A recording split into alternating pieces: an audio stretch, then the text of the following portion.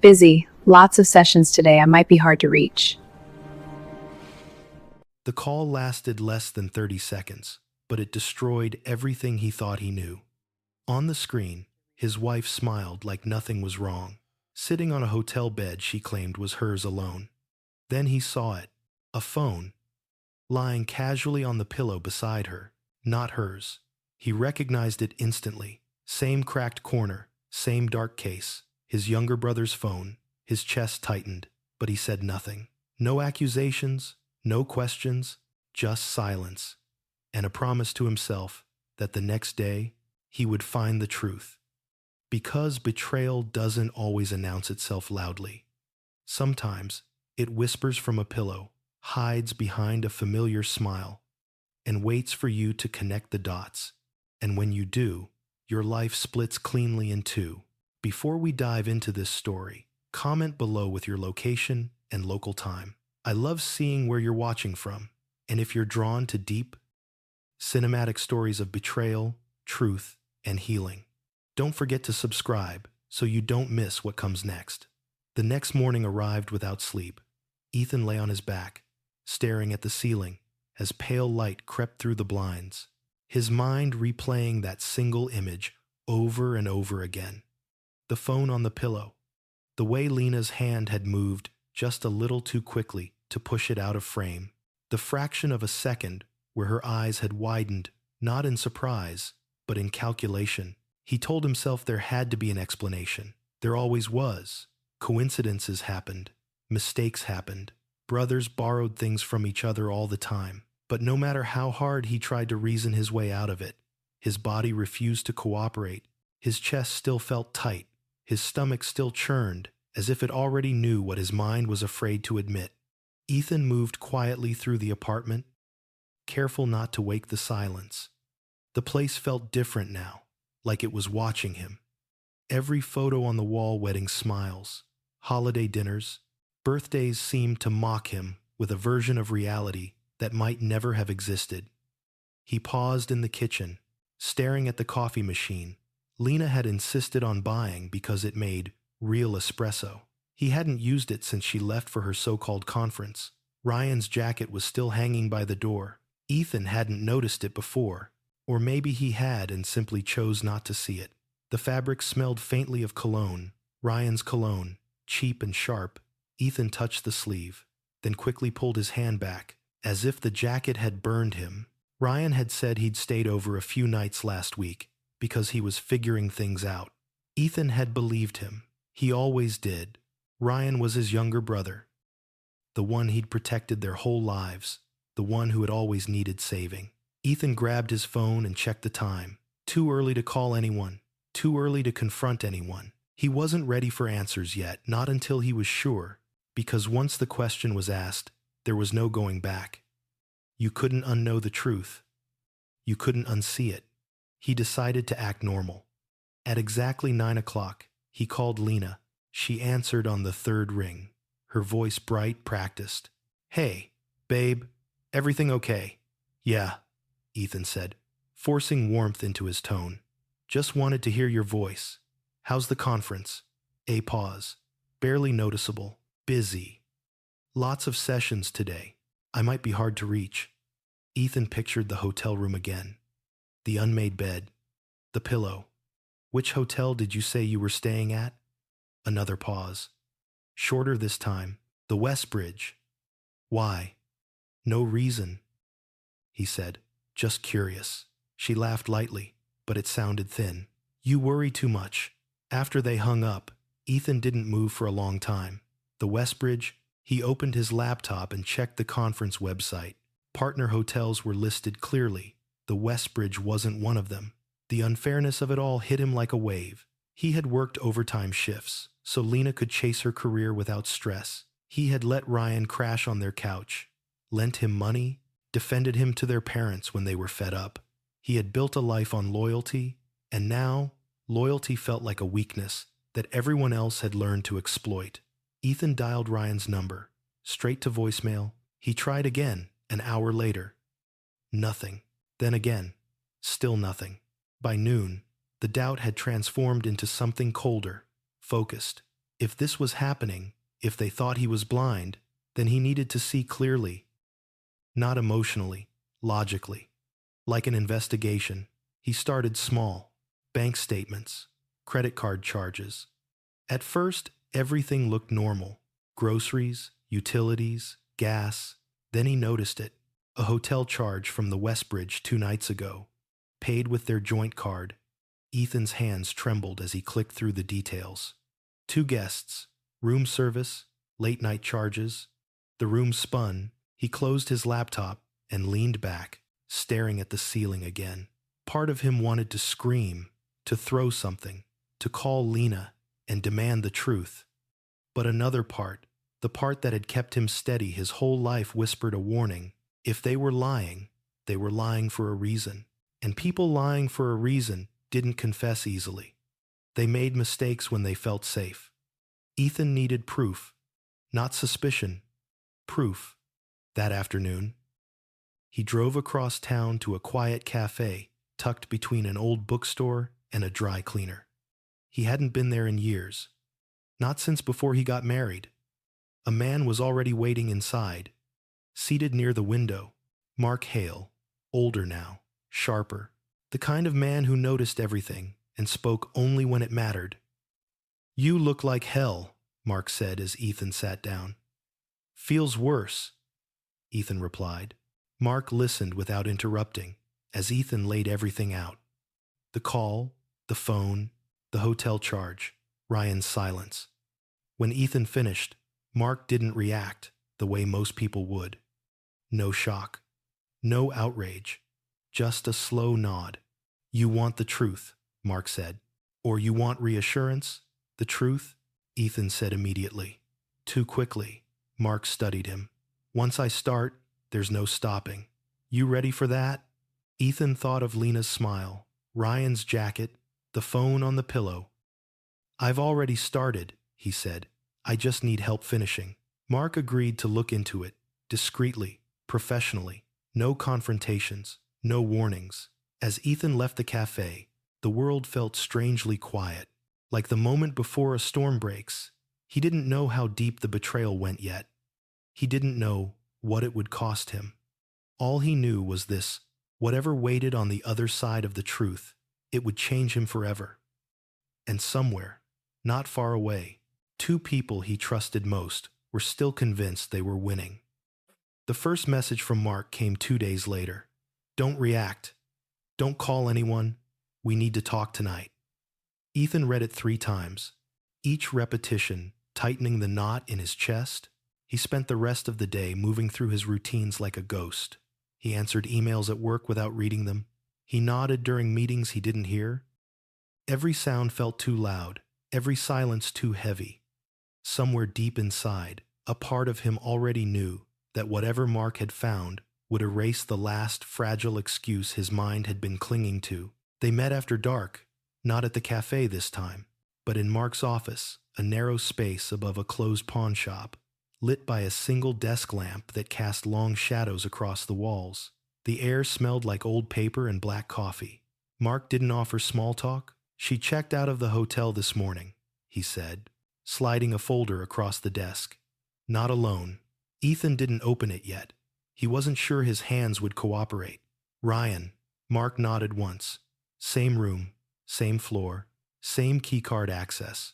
The unfairness of it hit harder than the shock. Ethan had expected anger, maybe humiliation. What he hadn't expected was how small it made him feel, like his loyalty had been a joke shared behind his back. Mark continued, his voice calm, almost clinical. "They've been meeting like this for months. Different hotels, different excuses, conferences, client dinners, family emergencies. They're careful, but not careful enough." Ethan finally opened the folder. Photographs stared back at him, grainy but unmistakable. Lena and Ryan walking side by side through a hotel lobby, Ryan's hand resting too comfortably at the small of her back. Lena laughing at something he said, her head tilted in a way Ethan hadn't seen in a long time. Each image felt like a slow, deliberate cut. "I thought it was just an affair," Ethan said quietly. Mark's silence was answer enough. "There's more." Mark said. And this is where it stops being about betrayal and starts being about motive. He laid out bank records, printed emails, copies of documents Ethan had signed without much thought over the years, power of attorney forms, temporary authorizations, small legal conveniences that added up to something far more dangerous. They're planning to drain you, Mark said bluntly. Not all at once. That would raise flags. Slow transfers, strategic withdrawals, a divorce filing timed just right. By the time you realize what's happening, you're broke and they walk away clean. Ethan leaned back, his breath shallow. Ryan wouldn't. He already is, Mark interrupted. And she's leading it. The villainy was no longer abstract. It had faces, familiar ones, faces that smiled at him, that thanked him, that shared his table and slept in his bed. The cruelty of it wasn't just the cheating. It was the calculation, the way they had turned his trust into a tool. What do I do? Ethan asked. Mark studied him carefully. You have two options. You confront them now, explode everything, and hope the courts clean up the mess. Or, Ethan pressed. Or you let them think they're winning, Mark said, and you take control back quietly. Something shifted in Ethan then. Not rage, not despair, clarity. No more surprises, Ethan said. I want everything documented, every move. Mark gave a faint smile. That's what I was hoping you'd say.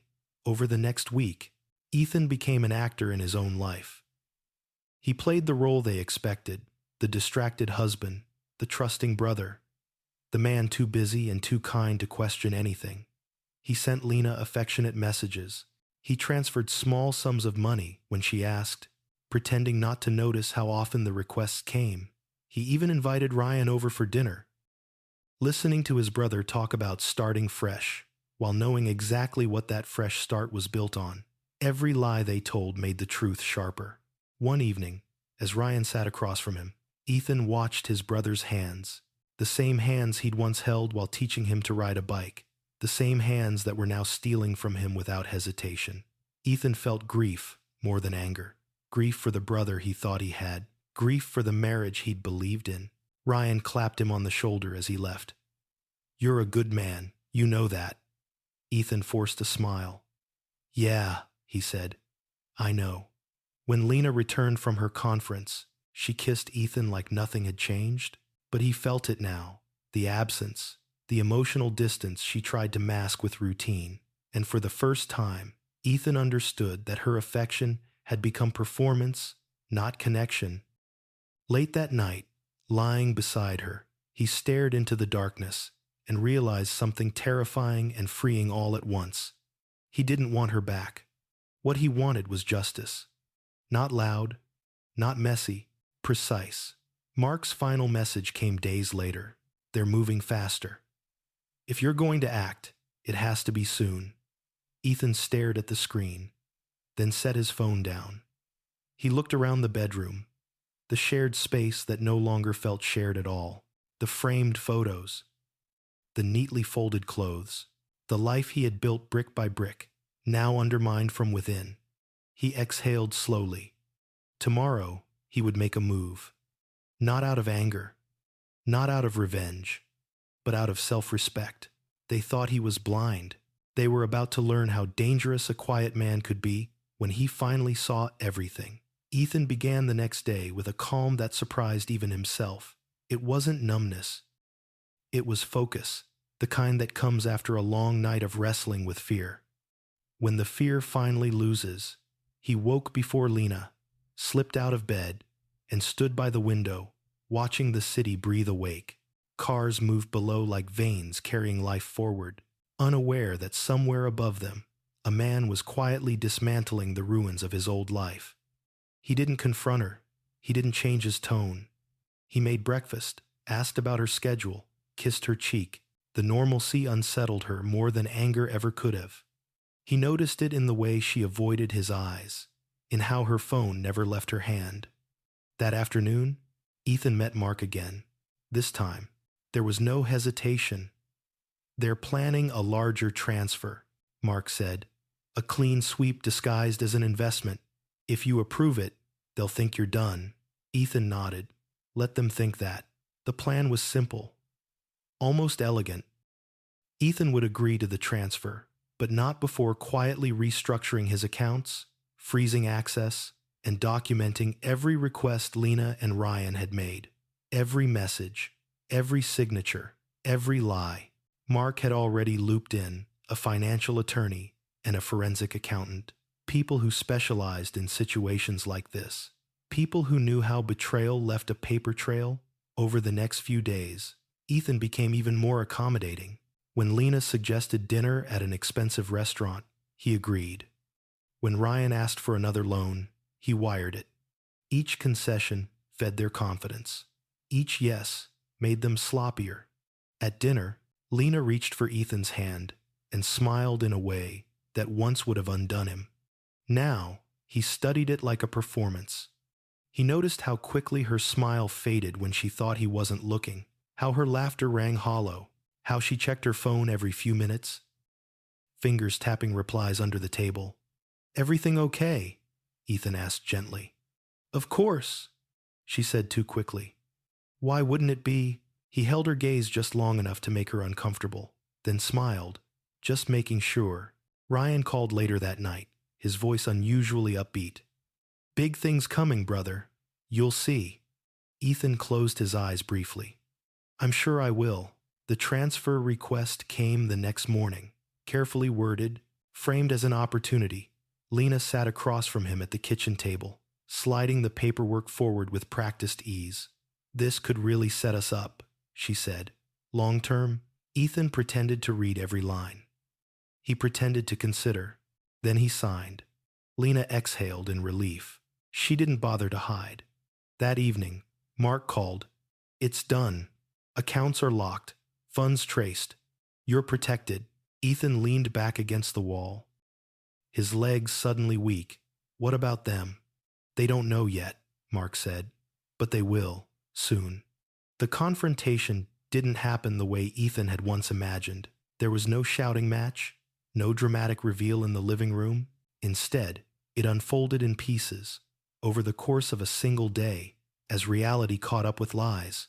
Ryan showed up first. He burst through the door, panic written all over his face. "Something's wrong," he said. "The transfer didn't go through. My accounts are frozen." Ethan looked up from the couch, calm as ever. "That's strange." Ryan's eyes darted around the room. "Did you change something?" Ethan stood slowly. "I protected myself." The words landed heavier than a scream. Ryan's face twisted, anger flashing through fear. "You think you're smarter than us?" "Smarter," Ethan repeated softly. "No, just finally paying attention." Lena arrived an hour later. She didn't shout, she cried. Tears streamed down her face as she accused Ethan of paranoia, of betrayal, of ruining everything.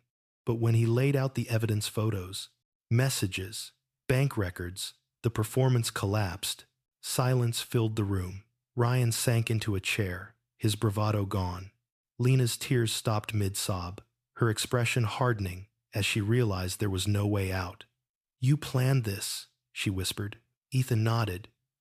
"You forced me to." The aftermath was swift and unforgiving. Legal consequences followed. Ryan's schemes unraveled under scrutiny. Lena's reputation crumbled as the truth spread through professional circles she'd once navigated with ease. The life they'd planned built on Ethan's back disintegrated. Ethan moved out within the week.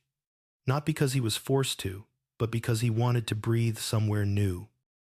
The first night alone in his new apartment, he sat on the floor with his back against the wall and let the weight of it all finally settle. He cried, not for Lena, not for Ryan, but for the man he used to be, the man who believed loyalty alone could keep him safe. Healing didn't come quickly. Some days were heavy. Others were lighter. Ethan learned to sit with discomfort instead of running from it. He learned that trust didn't mean blindness. And slowly, almost imperceptibly, he learned to forgive himself. Months later, as sunlight poured through his windows, Ethan realized something profound. The betrayal hadn't broken him. It had stripped away the illusions, and in their place, it had given him something far more powerful than revenge: clarity, strength, and the freedom to rebuild his life on truth alone. The silence after everything collapsed was louder than the chaos that came before it. Ethan discovered that in the weeks that followed, when the phone stopped ringing, when there were no more urgent messages, no legal updates, no accusations disguised as apologies, just long stretches of quiet that forced him to sit with himself. At first, the quiet was unbearable. He would wake up in the middle of the night, instinctively reaching for a presence that was no longer there. The bed felt too wide, the apartment too empty. His mind replayed fragments he didn't ask for. Lena's laugh in the kitchen, Ryan's voice calling him bro, with that careless familiarity, not because he missed them, but because his brain was still detoxing from a life built around them. He learned quickly that healing wasn't a straight line. Some mornings he felt light, almost relieved. Other days, the weight returned without warning. A song on the radio, a couple laughing on the street, a simple question from a coworker, "How's your wife?" that sliced deeper than any insult. Ethan stopped correcting people. He just said, "We're not together anymore," and let the silence do the explaining. Mark checked in occasionally, not as a professional now, but as a friend. "You did everything right," he reminded Ethan more than once. But Ethan wasn't looking for validation anymore. What he wanted was peace, and peace, he was learning, had to be built deliberately. He started small, morning runs before work, cooking meals instead of ordering takeout.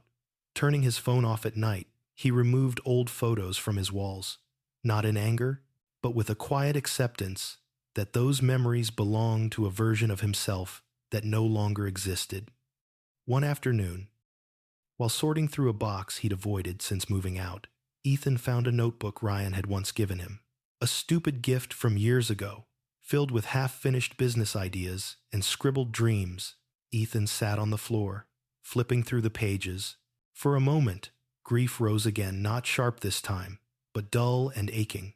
He realized then that betrayal wasn't just about what people did to you. It was also about what they destroyed inside themselves. Ryan hadn't just betrayed him. He'd chosen to become someone unrecognizable. And Lena, she'd traded honesty for control, intimacy for advantage. Ethan closed the notebook and placed it back in the box. Some chapters didn't need revisiting. Weeks turned into months. The legal matters resolved themselves with less drama than Ethan had expected. Consequences arrived quietly but decisively. Ryan disappeared from his life entirely, leaving behind nothing but unanswered questions Ethan no longer needed answered. Lena sent one final message, long, emotional, filled with regret that felt more like self-pity than remorse. Ethan didn't reply. The moment surprised him, not because it was hard, but because it wasn't. That was when he knew something fundamental had shifted. One evening, after a long day, Ethan sat on his balcony, watching the sun sink behind the buildings. The sky burned orange and gold.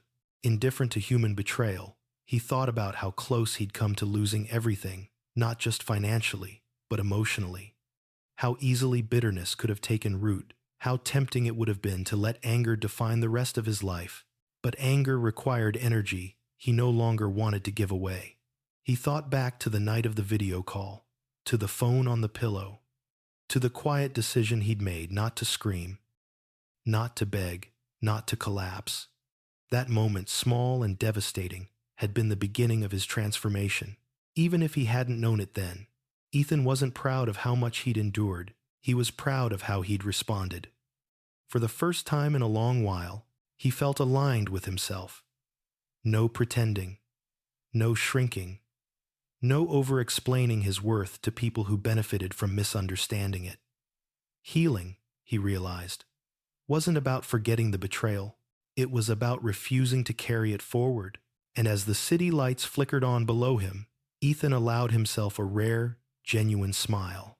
Not because everything was perfect, but because for the first time, everything was honest. Sometimes, the worst moment of your life isn't the end. Sometimes, it's the door. Life didn't transform overnight after that realization. There was no dramatic montage where everything suddenly fell into place.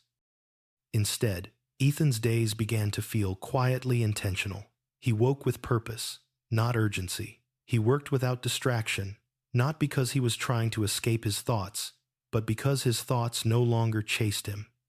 The chaos had burned itself out, leaving behind a strange, steady calm. At work, people noticed the change. Not the story he kept that private, but the posture, the way he spoke with certainty, the way he no longer apologized for taking up space. A promotion he'd once deferred because the timing wasn't right was offered again, and this time, Ethan accepted without hesitation. He didn't ask anyone for permission. He didn't second-guess whether he deserved it. He did.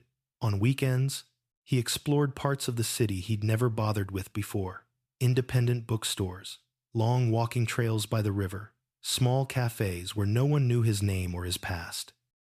In those anonymous spaces, he felt free to simply exist, unobserved, unjudged. One afternoon, while waiting in line at a bookstore cafe, a woman ahead of him dropped a stack of books. Ethan bent to help, handing them back one by one. Their fingers brushed briefly. She smiled, thanked him, and made a joke about buying too many books she'd never finish. Ethan smiled back. It was easy, unforced. They exchanged a few words. Nothing dramatic, no sparks flying, no promises forming, and when she left with her coffee, Ethan didn't feel disappointment. He felt something better, openness. The knowledge that connection was possible again, when and if he chose it. That night, he thought about how different that felt from the version of himself who once clung to relationships out of fear of loss.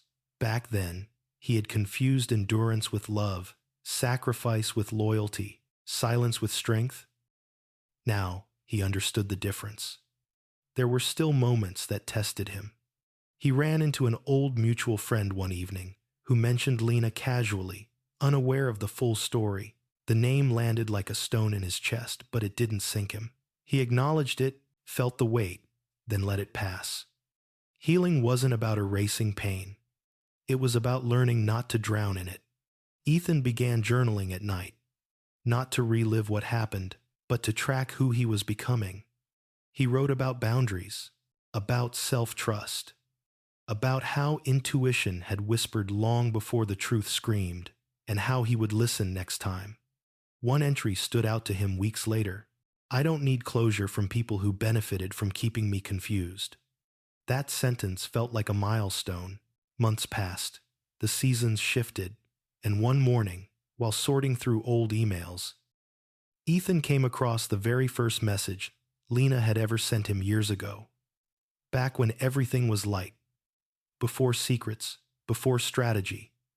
He read it once, then deleted it, not out of anger, but because he no longer needed to preserve evidence of a past that no longer defined him. That evening, Ethan met Mark for dinner.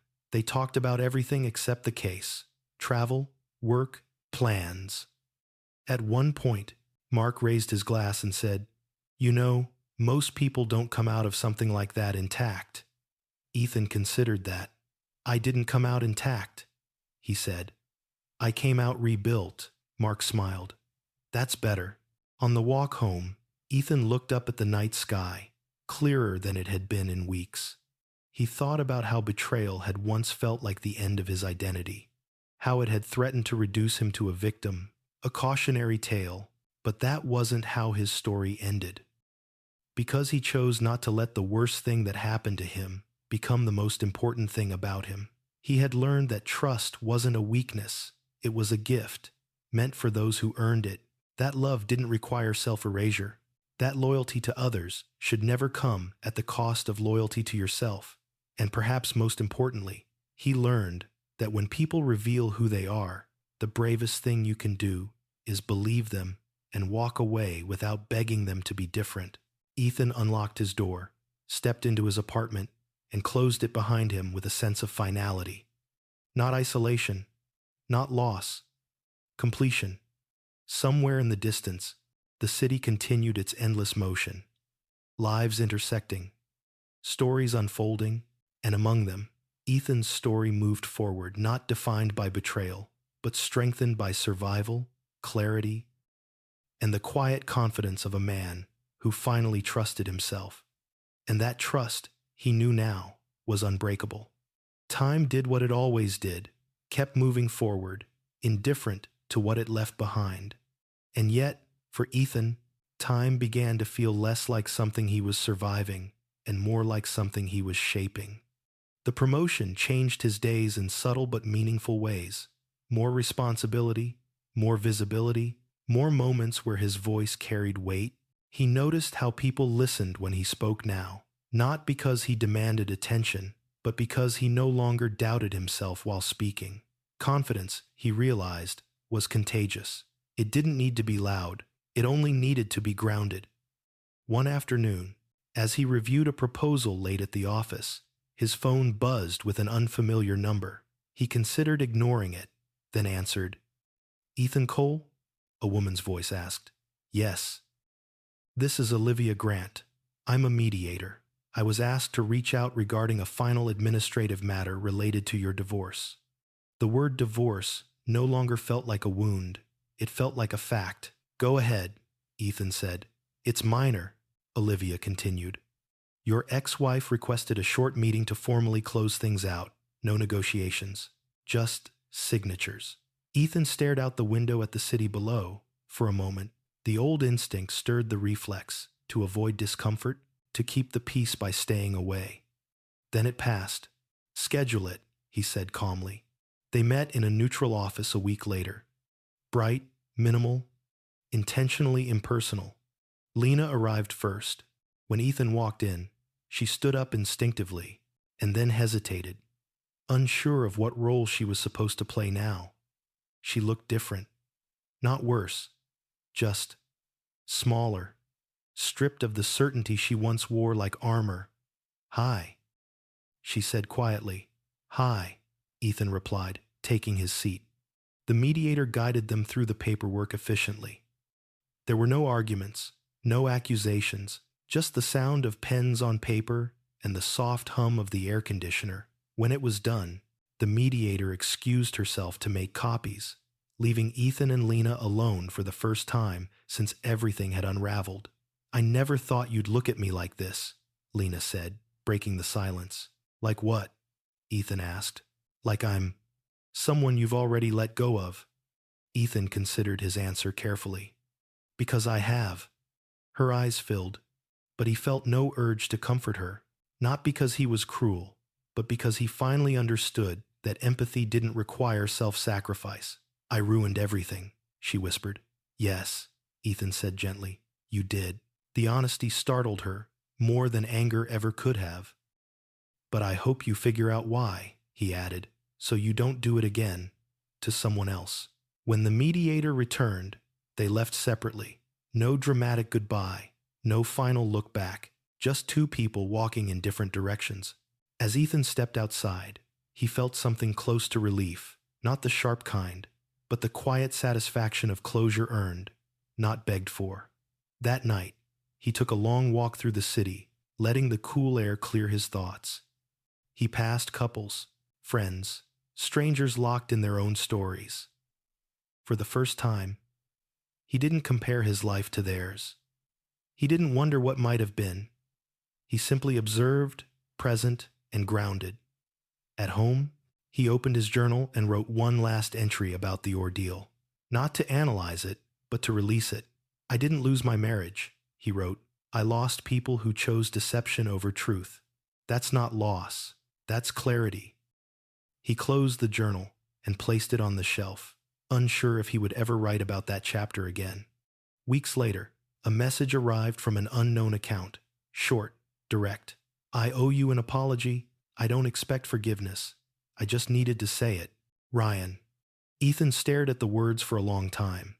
He felt no rush of emotion, no anger, no longing, just distance. He typed a response, then deleted it.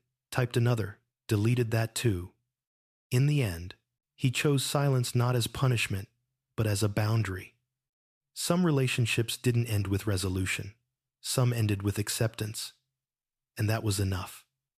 On a Sunday morning, not long after, Ethan sat on his balcony with a cup of coffee, watching the city wake up. The air was crisp, the sky clear. He felt something unfamiliar settle in his chest, contentment. Not happiness in the cinematic sense, not joy tied to external validation, just the deep, steady feeling of being aligned with his own life. He knew challenges would come again. Life didn't stop testing people just because they'd survived something hard, but he also knew this: he would never again ignore the quiet signals, never again confuse love with endurance, never again abandon himself to keep others comfortable. The betrayal had been brutal, but it had also been a teacher. And Ethan had finally learned the lesson. Ethan didn't mark the moment when the story stopped hurting and started feeling like a memory. It happened quietly, without ceremony. One day he simply realized he had gone an entire afternoon without thinking about Lena or Ryan at all. No bitterness, no curiosity, just absence. And that absence felt like freedom. His life continued to expand in small, deliberate ways. He reconnected with his parents. Not to explain what had happened, he no longer felt the need to justify himself, but to rebuild something steady and honest. Dinners became simpler, conversations deeper. There was no gossip, no blame, just the understanding that family could be redefined without being erased.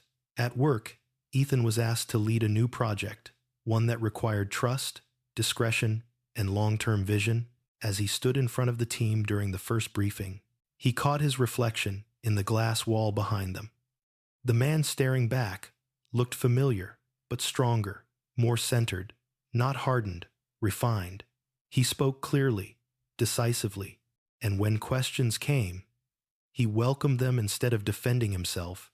The team responded with respect, not out of fear or obligation, but because they sensed something real in him. Later that evening, walking home under a sky dusted with stars, Ethan thought about how ironic it was.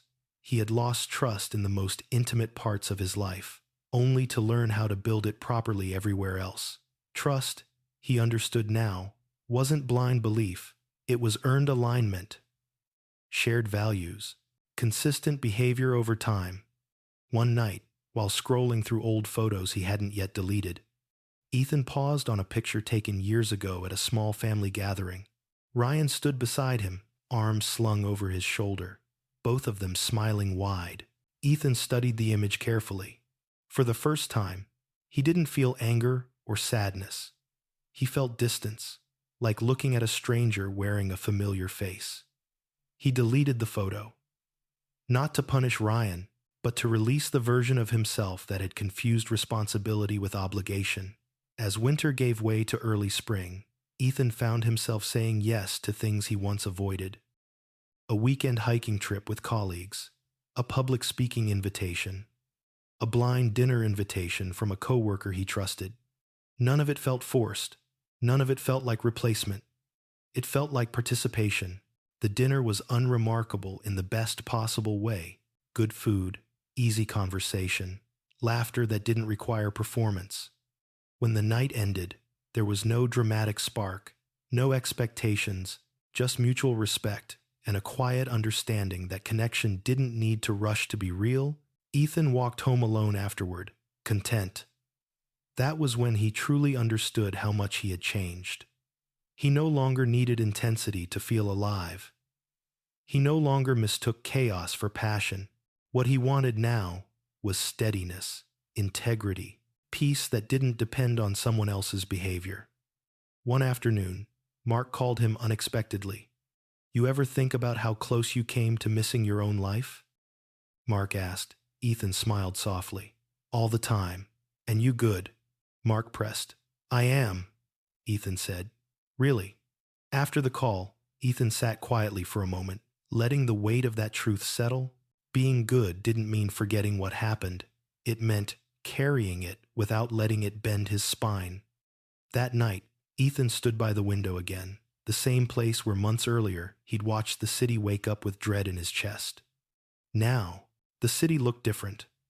Not because it had changed, but because he had He thought about the man he used to be the one who ignored his instincts, who gave endlessly without asking if the giving was mutual. He didn't judge that man. He honored him. That man had survived what he couldn't yet understand. But this man, this version was wiser.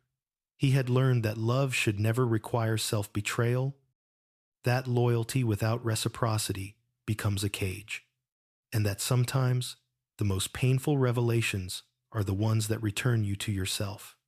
Ethan turned off the light and prepared for bed, not with the heaviness of someone ending a chapter, but with the quiet confidence of someone who knew the story would continue stronger, clearer, and finally his. The betrayal had taken much from him, but it had given him his life back. Spring settled in gently, almost apologetically, as if it knew how much Ethan had endured through the colder months. The city softened with color. Trees bloomed along sidewalks he walked every morning, and for the first time in a long while, he noticed them, not as background, not as noise, but as signs that things could grow again after being stripped bare.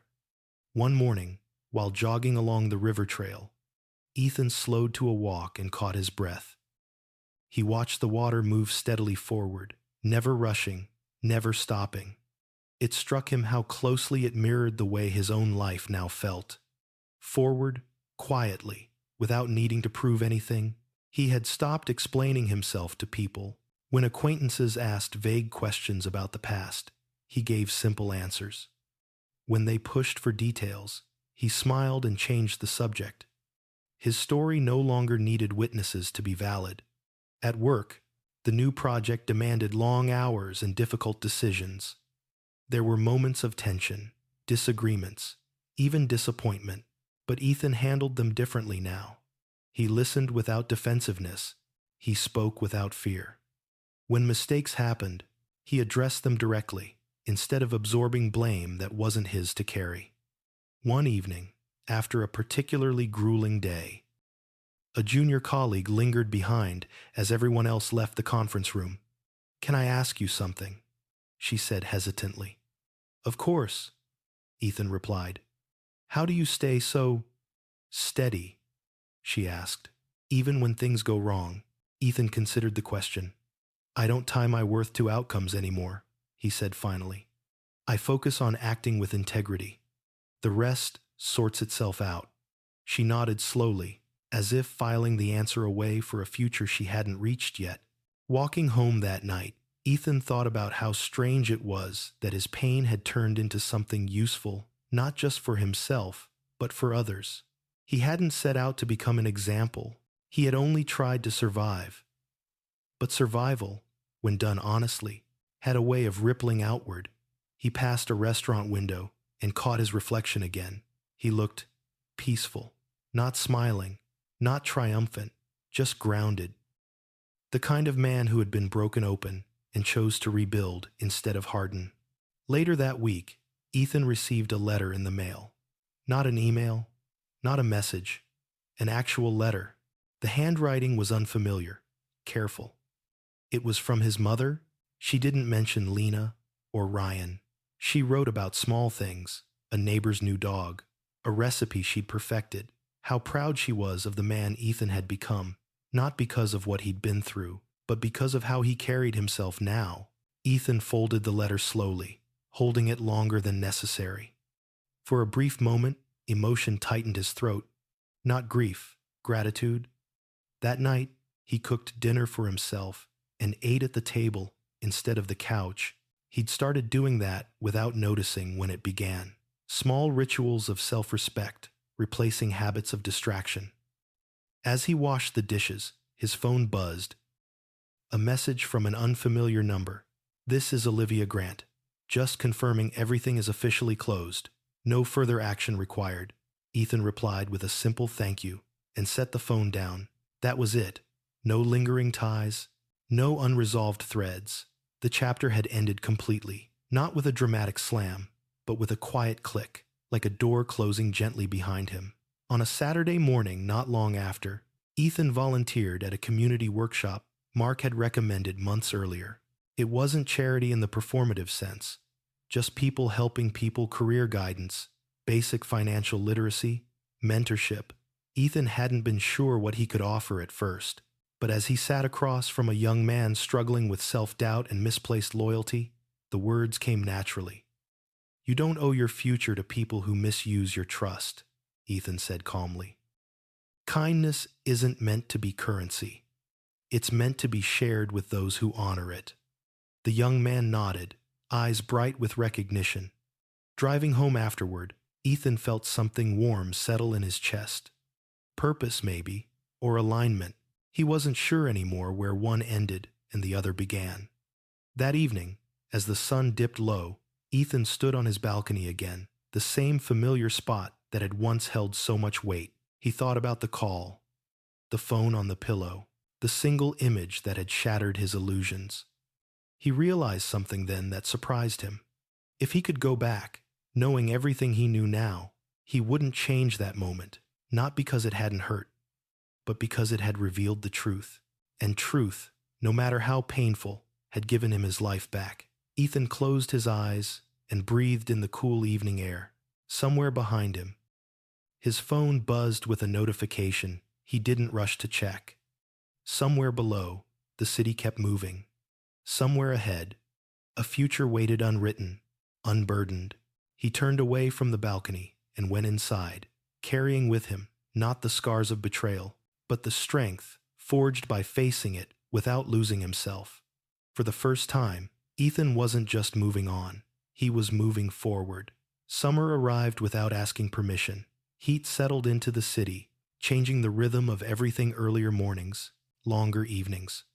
Windows left open to let life drift through. For Ethan, the season marked something subtle but important.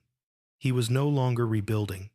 He was living. The days no longer revolved around recovery or reflection. They were filled with ordinary moments that felt quietly earned. Morning meetings that ended with laughter. Grocery trips where he actually planned meals instead of grabbing whatever was closest. Evenings where he read on the balcony as traffic hummed below, the noise no longer irritating but grounding. One Friday after work, his team gathered for drinks to celebrate a milestone on the project.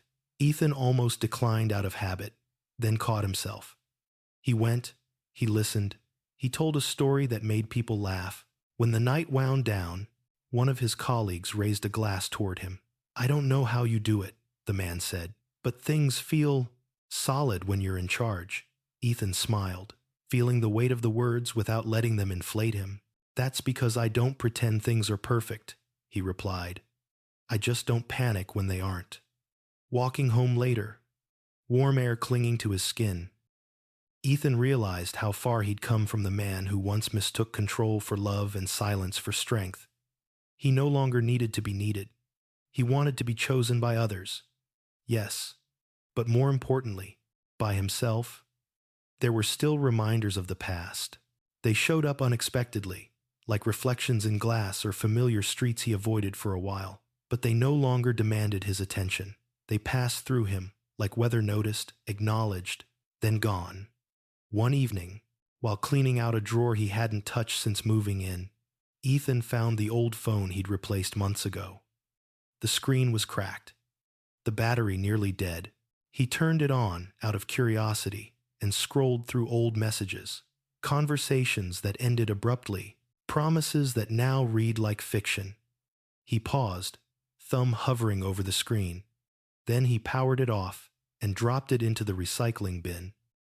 That felt like closure too. A few weeks later, he ran into an old acquaintance at a street market, someone who knew both him and Lena. The man hesitated before speaking, clearly unsure which version of the story Ethan wanted to hear. "I heard. Things didn't end well," the man said carefully. Ethan nodded. They ended honestly. The man studied him, then nodded back, as if understanding something he hadn't expected to. That was the difference now.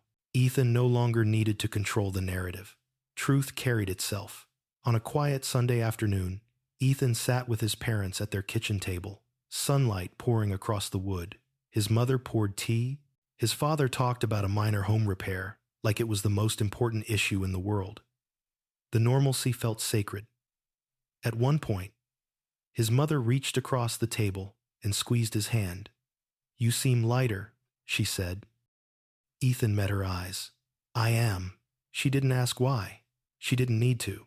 Driving home later, Ethan reflected on how betrayal had once threatened to isolate him completely, how easily shame could have pushed him into silence.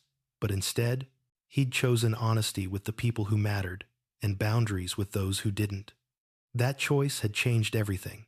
One night, as thunder rolled in the distance and rain streaked down his windows, Ethan lay awake listening. He wasn't restless. He wasn't anxious. He was simply present. He thought about how his old life had been built around anticipation, waiting for approval, waiting for reassurance, waiting for things to finally feel stable. Now, stability wasn't something he waited for. It was something he practiced. He understood that healing didn't mean he would never trust again. It meant he would trust differently, with eyes open, with standards, with the knowledge that walking away was always an option, not a failure. The image of the phone on the pillow returned to him then, uninvited. But instead of pain, it brought perspective. That moment had been brutal, yes, but it had also been honest. It had cut through years of quiet compromise and forced the truth into the open. Some truths arrived like explosions. Others arrived like whispers. This one had been both. Ethan turned onto his side and closed his eyes. The sound of rain steady and reassuring. Tomorrow would come, and the day after that, and he would meet them, not as a man recovering from betrayal, but as a man grounded in himself. He didn't know who would be part of his future yet. He didn't rush to fill the space that had been left behind. Space, he'd learned, wasn't emptiness. It was possibility. And for the first time in a long time, that possibility didn't scare him at all. Autumn arrived the way truth often did, quietly, unmistakably, and without asking whether he was ready for it. The heat softened, the air sharpened, and the city seemed to slow just enough to breathe.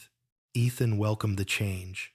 He had learned to appreciate transitions, even the uncomfortable ones, especially those. One evening after work, he received an email invitation to speak at a small leadership seminar hosted by a local nonprofit. The topic was resilience.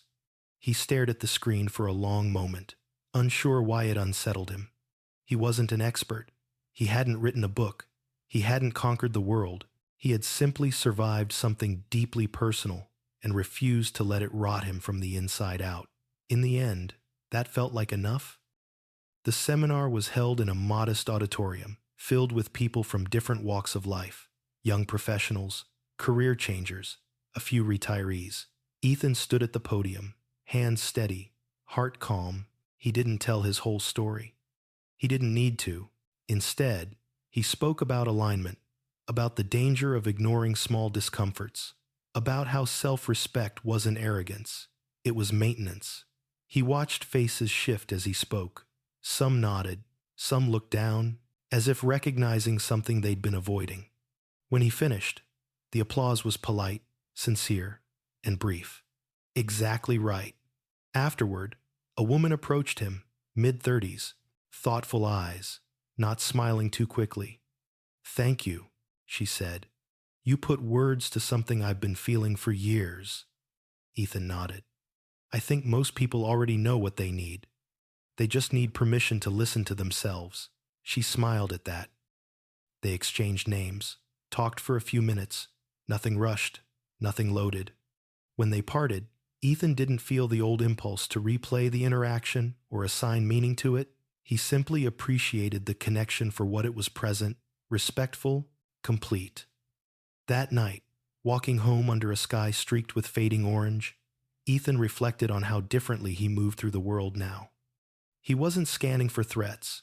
He wasn't overanalyzing silence. He wasn't trying to earn permanence from anyone. He was grounded. At home, he cooked dinner slowly, intentionally. Music played softly in the background. He cleaned as he went. These small habits had become rituals, ways of telling himself, again and again, that his life was worth caring for. Later, as he washed the last dish, his phone buzzed. A notification from a financial app. Monthly summary. Everything steady. Everything his. He smiled. There was a time when he'd equated success with how much he could provide for others, how much he could absorb, how much he could lose, and still keep going. Now, success looked different. It looked like sustainability, like choosing relationships that didn't require self-erasure, like walking away without needing to explain why. He sat on the couch and opened a book he'd been slowly working through. But his thoughts wandered, not backward this time, forward. He imagined a future not defined by repair, but by intention. A home filled with honesty, conversations that didn't require decoding, love that felt like partnership, not performance. He didn't rush that vision. He let it remain undefined, trusting that clarity would come when it was meant to. Before bed, Ethan stepped onto the balcony one last time that night. The air was cool, crisp. Leaves skittered along the street below. Somewhere, laughter drifted up from a nearby apartment. Life, unfolding without him at the center of it, and yet, somehow, including him fully, he thought again of the moment that started everything. The video call, the phone on the pillow, the split second where his reality cracked open. He understood now that betrayal didn't begin with that image. It began long before, with compromises he made against himself, with silence he mistook for peace, with trust he gave too freely and boundaries he never named. And it ended not with confrontation, but with clarity. Ethan went inside, locked the door, and turned off the lights. As he lay in bed, the room dark and still, he felt no need to brace himself for the next chapter. Whatever came next, he would meet it awake, and this time, he would not look away. Winter returned quietly, not as an enemy this time, but as a mirror. The days shortened, the air sharpened, and the city wrapped itself in coats and routine. Ethan noticed how differently the cold felt now. It no longer amplified loneliness. It clarified it. There was a difference between being alone and being abandoned, and he finally knew which one he was experiencing. One evening, snow began to fall just as he left the office. Thick, slow flakes softened the edges of everything they touched. Ethan walked instead of taking the train, letting the cold wake his senses. Each step felt deliberate, grounded. He wasn't rushing home to anyone. He wasn't avoiding anyone either. He was simply moving through his life at his own pace. At home, he brewed tea and sat by the window, watching the city blur into white and amber. His phone lay untouched on the table. There had been a time when silence from it would have unsettled him, when he would have filled the quiet with noise just to avoid his own thoughts. Now, the quiet felt earned. He thought about how strange it was that betrayal had once consumed his identity, how it had threatened to define him as someone wronged, someone foolish, someone incomplete. But the longer he lived beyond it, the smaller it became, not because it hadn't mattered, but because it no longer ruled him. Pain, he had learned, didn't disappear. It integrated. A few days later, Ethan attended a small holiday gathering hosted by colleagues. Nothing extravagant, a few drinks, warm lights, laughter that felt genuine rather than obligatory. As the night unfolded, conversations drifted from work to life, from surface-level banter to moments of surprising honesty. At one point, someone asked him, casually, "So, what changed for you this year?" Ethan didn't answer right away. He considered the question, not for drama, but for accuracy. "I stopped abandoning myself," he said finally. The table went quiet, not awkwardly, but attentively. Someone nodded. Someone else smiled. No one asked him to explain further. They didn't need to. On the walk home, that answer stayed with him. He realized it was the truest thing he could say. For years, he had negotiated away his instincts, his boundaries, his discomfort, believing that love required endurance. But love, he now understood, required presence, and presence required honesty. That night, Ethan dreamed not of the past, but of open roads and unfamiliar cities. When he woke, he felt rested in a way that had nothing to do with sleep. As the year edged closer to its end, Ethan found himself naturally taking stock, not out of obligation, but out of curiosity. He looked at what he had lost. Yes, but he also looked at what he had gained: discernment, self-trust, a steadiness that didn't collapse under pressure. He had rebuilt not just his life, but his relationship with himself. One afternoon, while organizing his bookshelf, Ethan found a small envelope tucked between two old novels. Inside was a note he had written months earlier, during the rawest part of everything, a reminder to himself, scrawled in hurried ink. "Don't let this make you bitter. Let it make you brave." Ethan read it twice, then smiled softly. He had done exactly that. On the last night of the year, fireworks cracked the sky open, in bursts of color and sound. Ethan stood on his balcony, wrapped in a coat, watching from a distance. He didn't feel the urge to be anywhere else. He didn't feel the ache of missing someone. He felt complete. As the final countdown echoed through the city, Ethan raised his glass not in celebration of what he'd escaped, but in quiet acknowledgement of what he'd become. When midnight arrived, it came without drama, no grand resolution, just another moment passing into the next. And that felt right, because the truth was, the story hadn't ended when he discovered the betrayal. It hadn't ended with confrontation, or consequences, or even healing. It had ended when he chose himself fully. Finally, without apology, Ethan turned away from the balcony and went inside, closing the door gently behind him. The future waited on the other side of that door, unwritten and honest, and this time, whatever it held, he would meet it as himself, whole. The new year did not arrive with fireworks in Ethan's chest.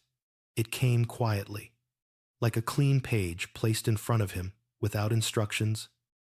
The city resumed its routines, almost immediately. Trains running, lights flickering on before dawn, people rushing toward goals they hadn't yet questioned. Ethan watched it all from a distance that wasn't cold, just clear. He noticed how his mornings had changed. There was no urgency to check his phone, no reflex to brace himself emotionally before starting the day. He woke, stretched, brewed coffee, and let his thoughts settle naturally. The calm wasn't fragile anymore. It didn't depend on perfect circumstances. It held even on difficult days. At work, a new challenge surfaced: budget cuts, shifting priorities, tension between departments. Months earlier, it might have rattled him. He might have internalized the pressure. He tried to carry everyone's expectations alone. This time, he didn't. He called meetings, asked questions, set boundaries. When something wasn't his responsibility, he said so without apology. To his surprise, people respected him more for it. One afternoon, after a long discussion that ended in compromise instead of conflict, Ethan returned to his office and closed the door. He leaned back in his chair and exhaled slowly. It struck him how different leadership felt when it wasn't fueled by fear of disappointing others, when it came from alignment instead of self-sacrifice. That evening, he received a message from Mark. Simple, familiar, dinner soon. Ethan smiled and replied yes. They met at a quiet place neither of them had been to before. No history attached. Over food and conversation, they talked about life beyond the past: travel plans, books, ideas. At one point, Mark looked at Ethan and said, "You know, you don't talk about it anymore." Ethan knew what he meant. "I don't need to," he said. "It already taught me what it had to." Mark nodded. Most people never get there. Ethan didn't feel proud of that, just grateful. On his walk home, the air cold but manageable, Ethan thought about how betrayal had once felt like a sentence, a permanent mark, something that would follow him into every future interaction. But now, it felt more like a chapter: heavy, yes, but contained. It no longer leaked into everything else. He had learned that healing wasn't about rewriting the past. It was about refusing to let the past keep writing the future. Weeks later, Ethan found himself invited to another gathering, this time by someone he'd met through volunteering. A casual dinner, no expectations, no pressure. He went because he wanted to, not because he felt he should. The conversation flowed easily. Stories shared, perspectives exchanged. There was warmth without intensity, curiosity without interrogation. When someone asked about his life, Ethan answered honestly, but selectively. He didn't hide. He didn't overshare. He trusted his own pacing. On the way home, he reflected on how different that felt from before. He was no longer auditioning for connection. He was participating in it. Back at his apartment, he stood by the window again, in his familiar ritual, and looked out at the city. He thought about how many versions of himself had stood in that exact spot. The man who doubted his instincts, the man who absorbed betrayal quietly, the man who chose not to look away when the truth appeared. All of them had led him here. He understood now that betrayal had not been the most important moment of his life. It had simply been the most revealing. It stripped away illusions.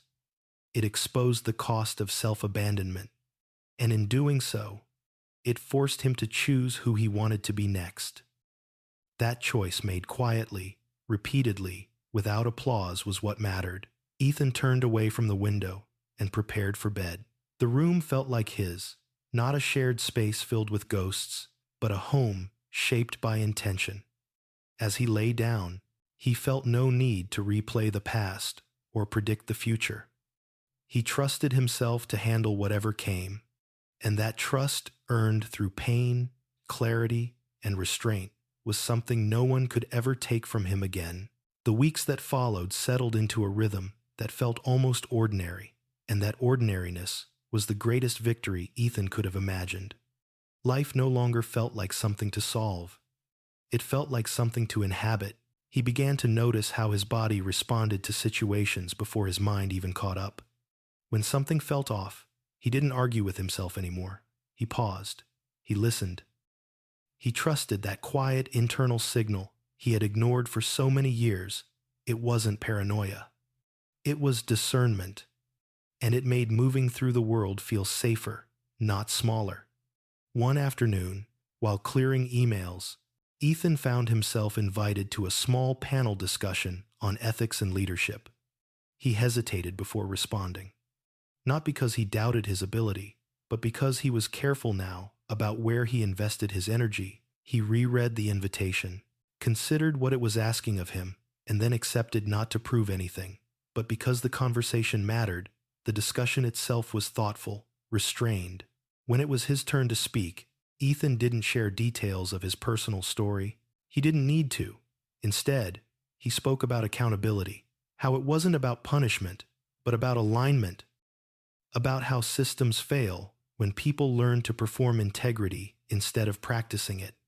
Afterward, a man approached him quietly. Older, thoughtful. "You speak like someone who learned the hard way," he said. Ethan nodded.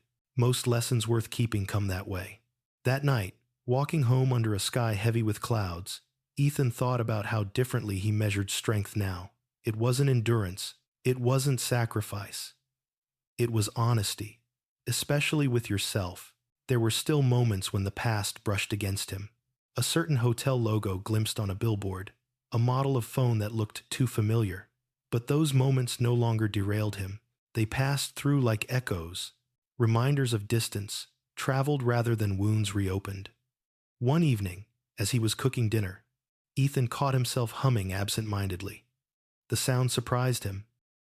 It had been a long time since he'd felt light enough to do something so unguarded. He smiled to himself, letting the moment exist without questioning it. Later, as he ate at the table, his phone buzzed with a message from someone he hadn't heard from in years, a mutual acquaintance from long before his marriage.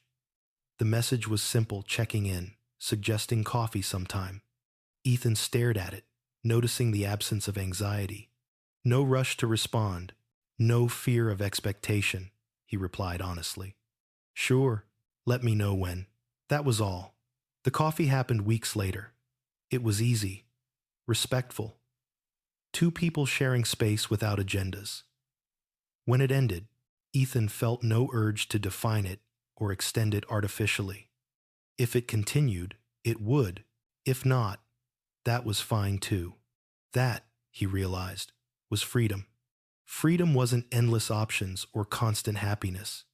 It was the ability to choose without fear, to engage without losing yourself, to walk away without guilt. As the year continued to unfold, Ethan found himself mentoring others more often. Not formally, but naturally. People came to him with questions about work, about decisions, about uncertainty.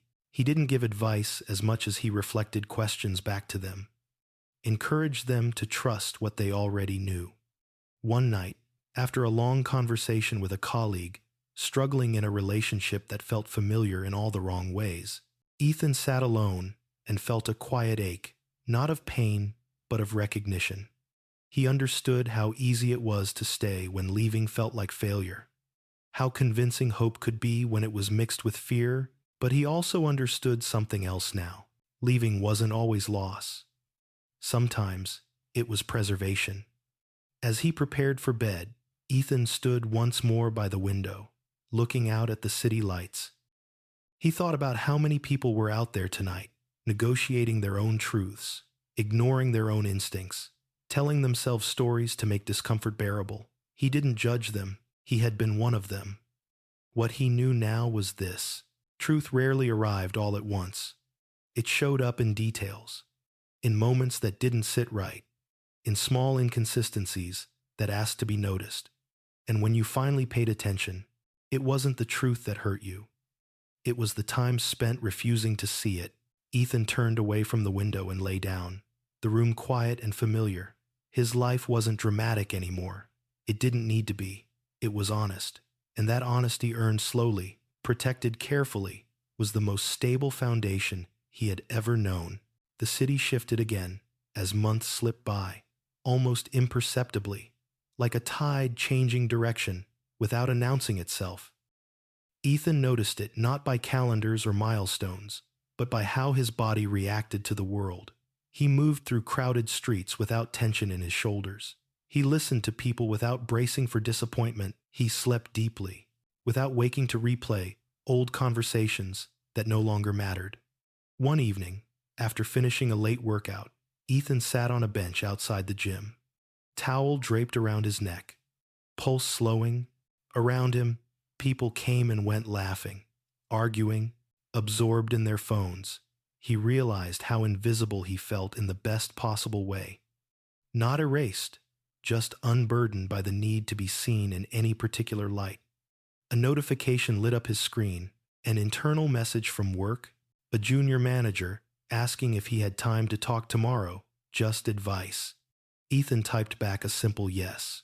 He'd noticed that people sought him out more often now. Not because he projected authority, but because he radiated steadiness. He didn't react dramatically. He didn't shame uncertainty. He didn't confuse leadership with control. That night, back home, Ethan opened his windows and let the city sounds drift in. Sirens in the distance, footsteps on pavement, a radio playing somewhere down the block. He cooked dinner slowly, chopping vegetables with deliberate care, as if the act itself were a form of meditation. There was a time when evenings like this would have felt empty. Now they felt complete. As he ate, his mind wandered not to the betrayal itself, but to the subtle ways it had changed his perception of people. He no longer idealized anyone. He no longer demonized them either. He understood that most harm came not from monsters, but from people choosing convenience over conscience, desire over responsibility. That understanding made him gentler and sharper. The next day, the junior manager arrived at Ethan's office, looking exhausted. They spoke for nearly an hour, not about solutions, but about clarity, about recognizing when effort stopped being mutual, about how staying too long in the wrong situation didn't make you noble, it made you smaller. When the conversation ended, the manager stood, visibly lighter. "I thought walking away meant I failed," she admitted. Ethan shook his head. "Sometimes walking away is the first honest thing you do."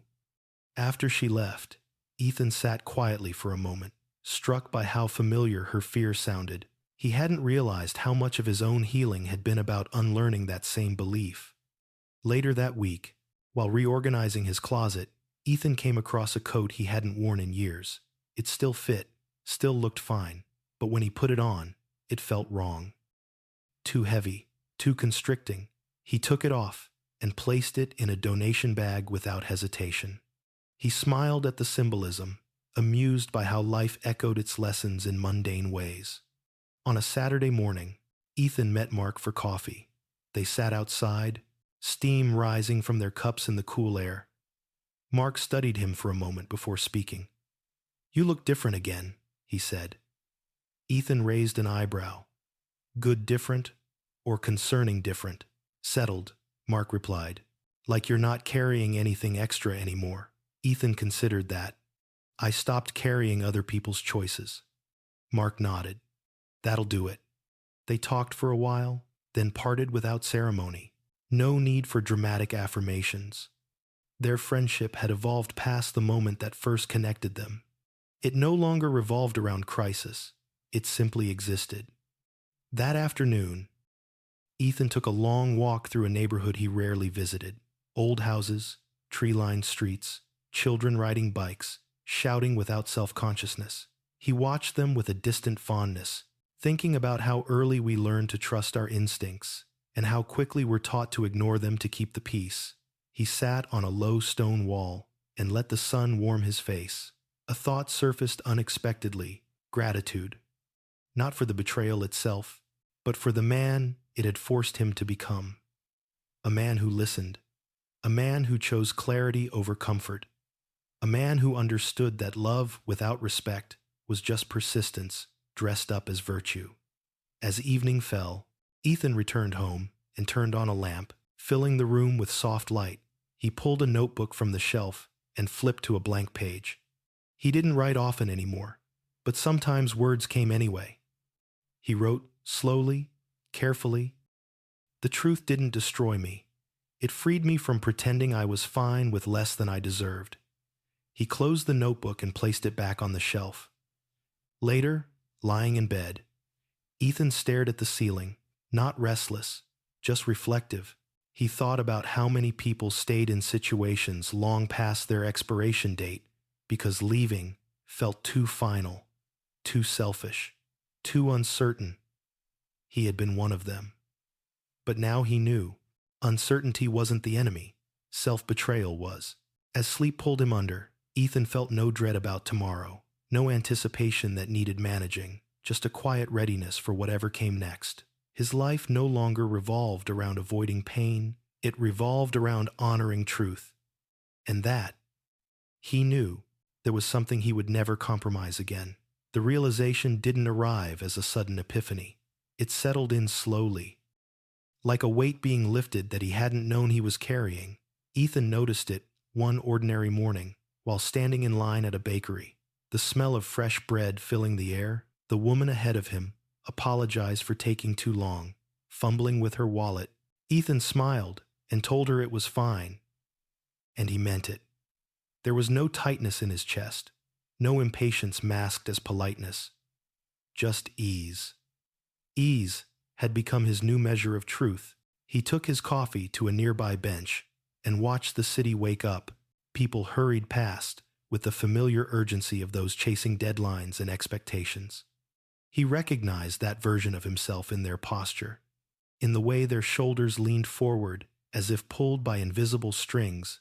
Once, he had moved the same way, always reaching, always compensating, always afraid that stopping meant losing something important. Now, stopping felt like arriving. At work that week, a difficult decision landed squarely on his desk. A senior colleague, talented but unreliable, had missed another critical deadline. The team was frustrated. Management wanted a quick fix. In the past, Ethan might have absorbed the burden, covered for the mistake, kept the peace at his own expense. This time, he didn't.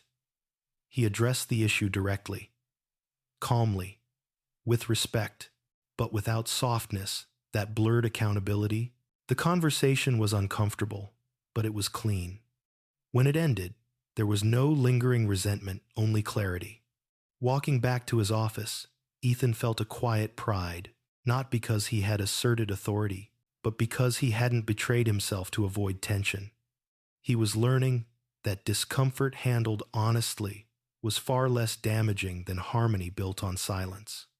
That evening, he received an unexpected message from someone he hadn't spoken to since before his marriage. A former neighbor. A simple note saying they'd seen him around and wondered if he wanted to catch up. Ethan paused before replying, not out of fear, but discernment. He checked in with himself, the way he always did now. Curiosity, not obligation. He agreed. They met days later, at a quiet bar, tucked away from the usual crowds. The conversation unfolded naturally, updates about life, small laughs, shared memories that didn't sting. At one point, she asked, gently, "You seem different, in a good way." Ethan smiled. "I stopped trying to be understood by people who benefited from misunderstanding me." She nodded, thoughtful. There was no need for further explanation. When they parted, Ethan walked home, feeling neither elated nor disappointed, just grounded. He wasn't collecting moments to prove anything anymore. He was allowing them to exist as they were. Later that night, he found himself thinking about how betrayal had once narrowed his world, how it had shrunk his sense of safety, made every interaction feel like a potential threat. But healing had done the opposite. It had widened his perspective. It had taught him that while some people chose deception, many others moved through life with quiet integrity. The trick wasn't to trust everyone. It was to trust himself enough to walk away when something felt wrong. One weekend, Ethan visited his parents again. His father asked for help fixing a loose cabinet door. They worked side by side in companionable silence, the way they always had. When the door finally aligned properly, his father stepped back and nodded. "Solid," he said. The word lingered with Ethan longer than it should have. After lunch, his mother handed him a small box. Inside were old photographs she'd found while cleaning the attic, childhood moments, school events. A younger Ethan, smiling freely. Before he learned to doubt himself, Ethan flipped through them slowly. He didn't feel nostalgia so much as recognition. That boy was still here. Wiser now. Scarred. Yes. But intact. On the drive home, he thought about how often people equated growth with adding more success, more relationships, more validation. But his growth had come from subtraction, removing what didn't honor him, letting go of stories that demanded self-sacrifice as proof of love. That night, he dreamed again. This time, not of roads or distant cities, but of standing still while the world moved around him and feeling no urge to chase it. In the morning, he woke with a sense of certainty that felt almost foreign. He knew what mattered to him now: honesty, consistency, peace earned, not negotiated. He knew what he would no longer tolerate: confusion, manipulation, love that required silence. As he prepared for the day, Ethan caught his reflection in the mirror. There was no dramatic change in his face, no visible marker of everything he'd been through. But his eyes looked different, clearer, unburdened. He realized then that betrayal hadn't taken his ability to trust. It had refined it, and that refinement, painful, slow, deliberate, had become his greatest strength. Ethan stepped out into the day, without armor, without fear, carrying nothing he didn't need. For the first time, his life didn't feel like something he was surviving. It felt like something he was finally living. Sometimes, the most painful betrayals don't come to destroy us. They come to wake us up. They force us to look at where we've been silencing our instincts, shrinking our boundaries, and calling endurance love.